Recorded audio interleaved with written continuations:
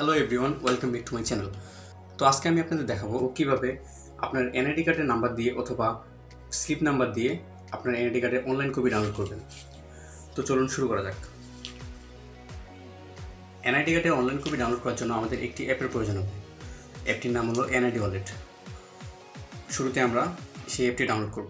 এর জন্য আমরা প্রথমে প্লে স্টোরে যাব, এরপর এনআইডি ওয়ালেট লিখে সার্চ করব, এরপর এই অ্যাপটি ইনস্টল করব।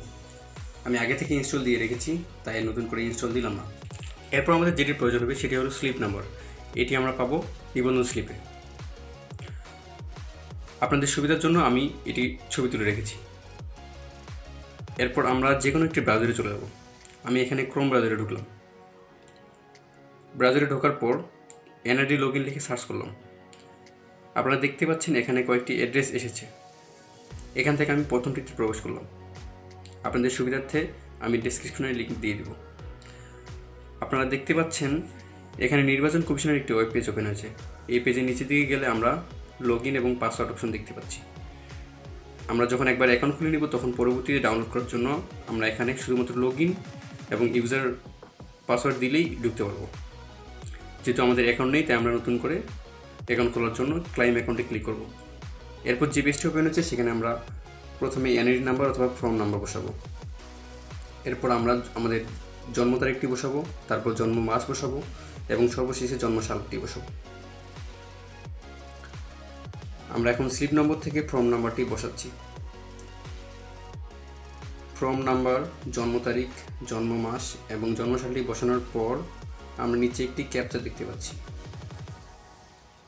এই ক্যাপচাটি আমাদেরকে সঠিকভাবে পূরণ করতে হবে। এরপর সাবমিট বাটনে ক্লিক করব।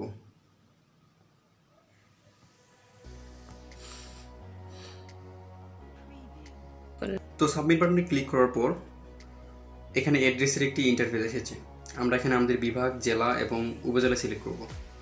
আপনার যদি প্রেজেন্ট অ্যাড্রেস এবং পার্মানেন্ট অ্যাড্রেস একই হয় তাহলে আপনি দুটি সেম অ্যাড্রেস দিয়ে পূরণ করবেন। এরপর নেক্সট বাটনে ক্লিক করলাম। এরপর পরবর্তী পেজে একটি ফোন নাম্বার শো করছে। এই ফোন নাম্বারে 6 ডিজিটের একটি ভেরিফিকেশন কোড যাবে। এই ফোন নাম্বারটি যদি আপনার সাথে থাকে তাহলে সেন্ড এসএমএস বাটনে ক্লিক করব।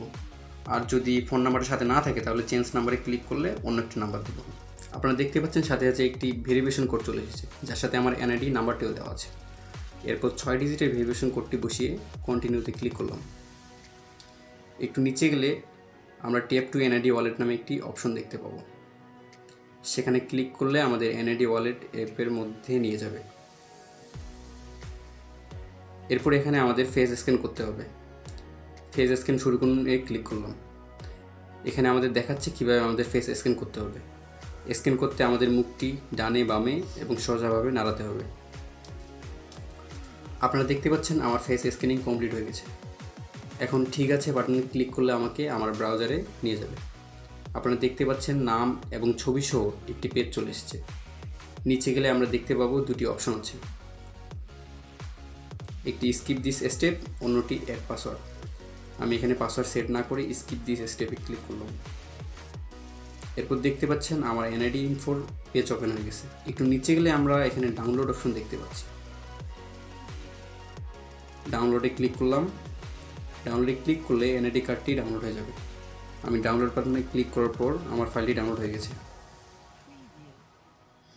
এরপর যে কোনো একটি পিডিএফ রিডার দিয়ে ফাইলটি ওপেন করব। আপনারা দেখতে পাচ্ছেন আমার এনআইডি কার্ডটি সফলভাবে ডাউনলোড হয়ে গেছে। এভাবে খুব সহজে আপনি আপনার ফর্ম নাম্বার অথবা এনআইডি নাম্বার দিয়ে এনআইডি কার্ডের অনলাইন কপি ডাউনলোড করতে পারবেন। এতক্ষণ সাথে থাকার জন্য ধন্যবাদ। এরকম আরও নতুন নতুন টিপস এবং ট্রিক পেতে আমার সাথেই থাকুন।